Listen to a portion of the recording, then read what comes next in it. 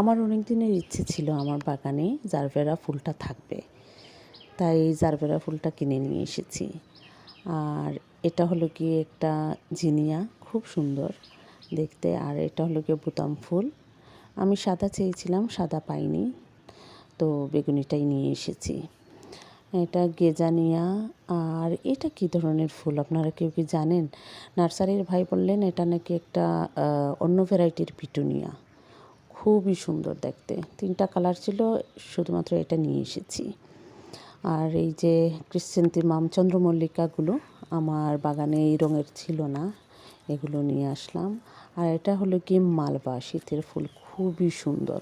এই গাছটা নাকি সারা বছরই থাকে, শুধুমাত্র শীতে ফুল দেয়।